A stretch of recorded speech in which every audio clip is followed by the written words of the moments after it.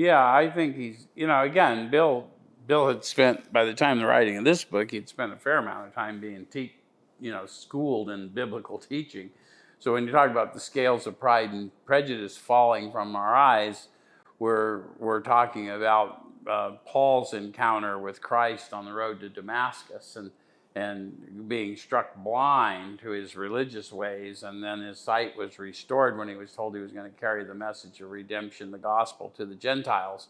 And he had been this overly, he was a Pharisee. He was a Pharisee among Pharisees. And so when you talk about the scales of, he had been blinded by his dogma.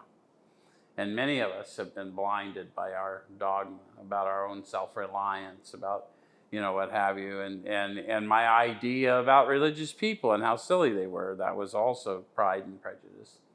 And then I, had to admit, and I think that's all Bill's trying to say is, he had been scared before in his life, and his default was to need and want God.